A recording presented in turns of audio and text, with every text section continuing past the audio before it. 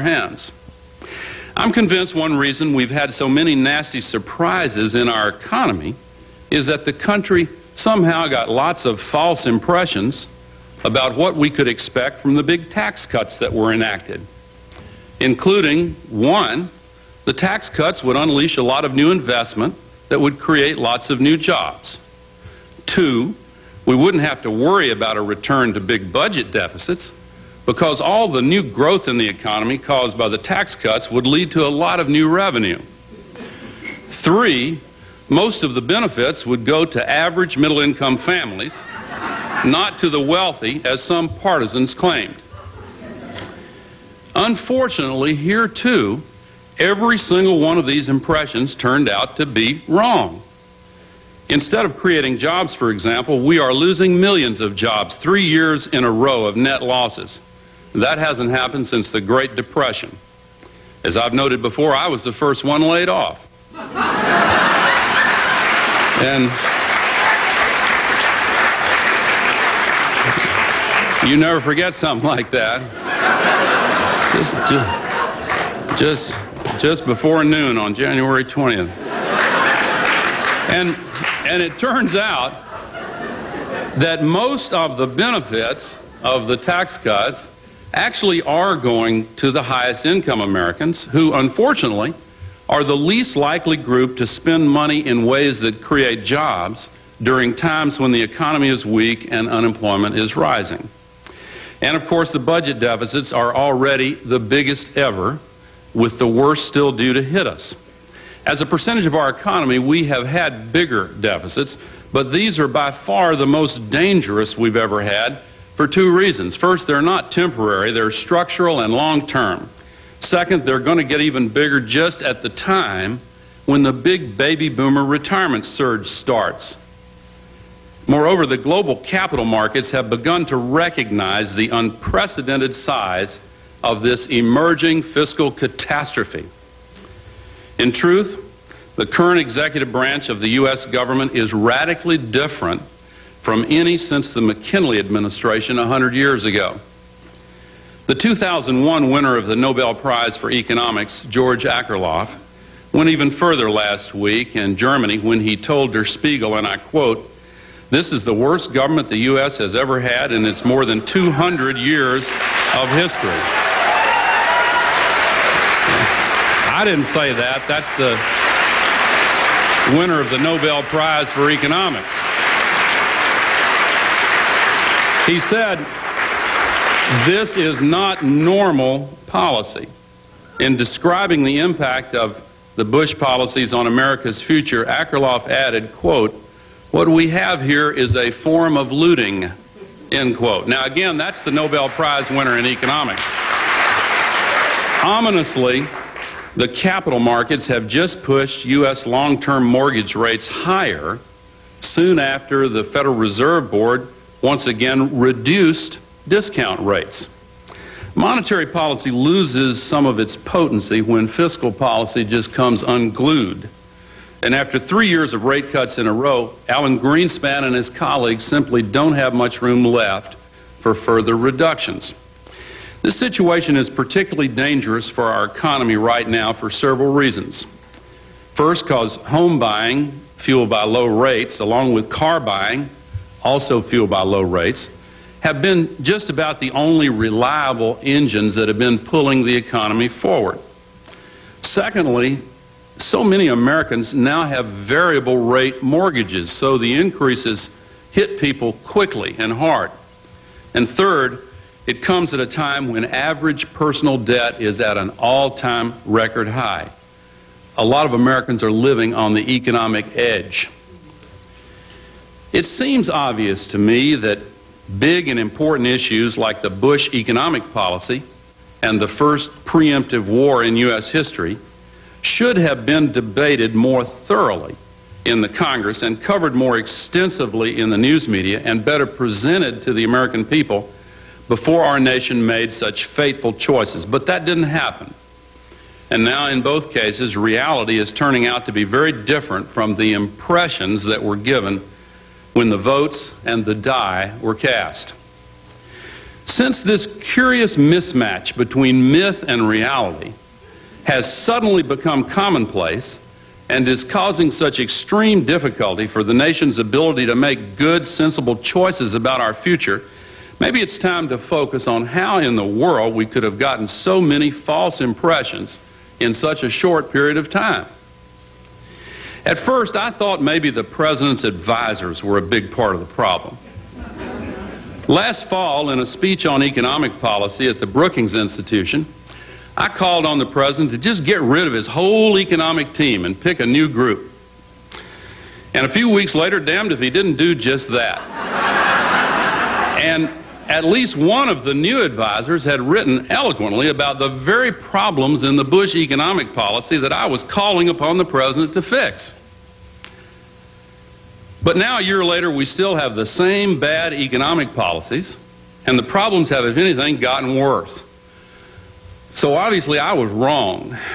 Changing all of the president's advisors didn't work as a way of changing the policy. I remembered all that last month when everybody was looking for who ought to be held responsible for the false statements in the president's State of the Union address. And I've just about concluded that the real problem may be the president himself, and that next year we ought to fire him and get a new one.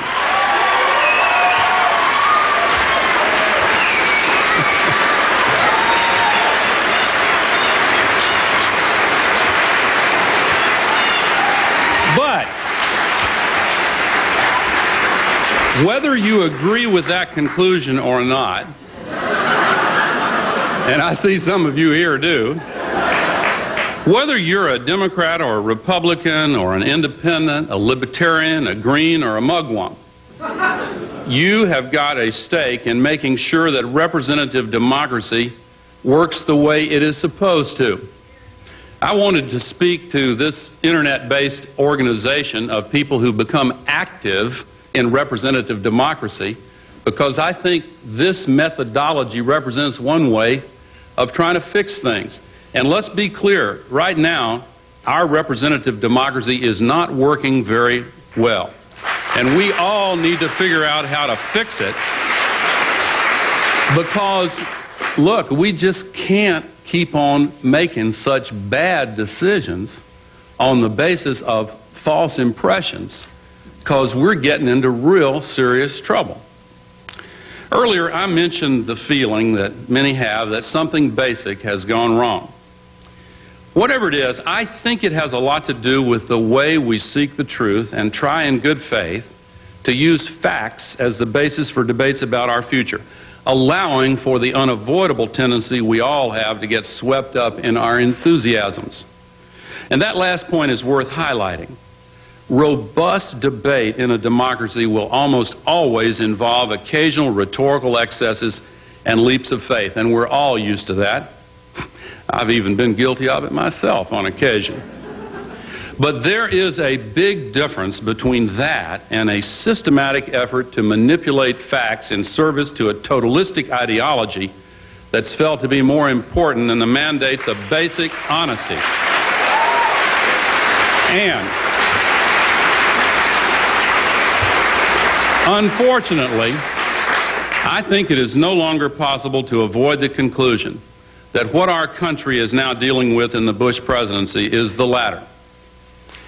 That's really the nub of the problem, in my view, and the common source for most of the false impressions that have been frustrating the normal and healthy workings of our democracy. Americans have always believed that we, the people, have a right to know the truth and that the truth will set us free. The very idea of self-government from the days of ancient Greece, John, has depended upon honest and open debate as the preferred method for pursuing the truth, and a shared respect for the rule of reason as the best way to establish the truth. The Bush administration routinely shows disrespect for that whole basic process. And I think it's partly because they seem to feel as if they already know the truth and are not very curious to learn about any facts that might contradict what they believe they already know. And they and the members of the groups that belong to their ideological coalition are true believers in each other's agendas. There are at least a couple of problems with that approach. First of all, powerful and wealthy groups and individuals who manage to work their way into the inner circle with political support or large campaign contributions are able to add their own narrow special interests to the list of favored goals without having to weigh them against the public interest, and without having to subject them to the rule of reason. And the greater the conflict between what they want and what's good for the rest of us, the greater the incentive they have to bypass the normal procedures and keep the whole thing secret. That's what happened, for example, when Vice President Cheney invited all of those oil and gas industry executives to meet in secret sessions with him and his staff to put their wish lists into the administration's legislative package in early 2001. That group wanted to get rid of the Kyoto Treaty on global warming, of course, and the administration pulled out of it first thing. Now, the list of people who helped to write our nation's new environmental and energy policies is still secret. And the Vice President won't say whether or not his former company, Halliburton, was included.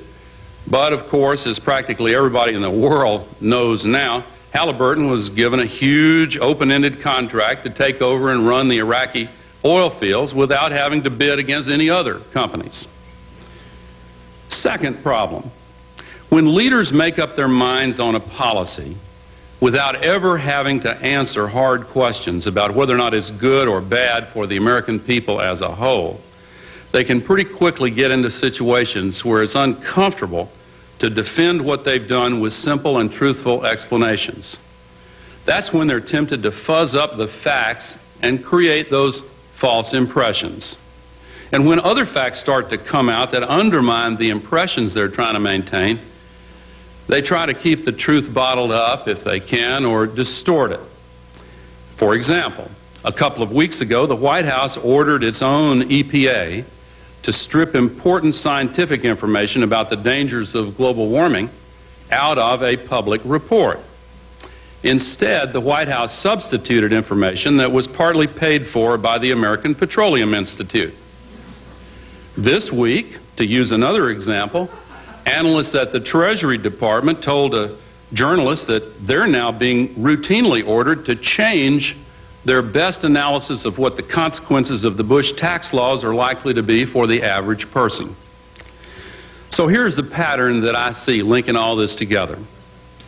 The president's mishandling of and selective use of the best evidence available on the threat posed by Iraq is pretty much the same as the way he intentionally distorted the best available evidence on climate change and rejected the best available evidence on the threat posed to America's economy by his tax and budget proposals. In each case, the president seems to have been pursuing policies chosen well in advance of the facts that were designed to benefit friends and supporters, and has then used tactics that deprived the American people of any opportunity to effectively subject his arguments to the kind of informed scrutiny essential in our system of checks and balances. The administration has developed a highly effective propaganda machine to embed in the public mind mythologies that grow out of the one central doctrine that all of the special interests agree on, which in its purest form is that government is very bad and should be done away with as much as possible, except the parts of it that redirect money through big contracts to industries that have won their way into the inner circle.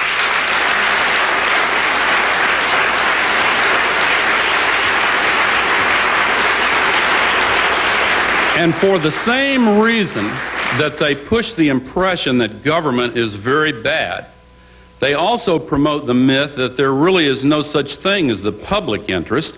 What's important to them is private interests, and what they really mean is that those who have a lot of wealth and power should be left alone rather than be called upon to reinvest in society through taxes. Perhaps the biggest false impression of all lies in the hidden social objectives of this administration that are advertised with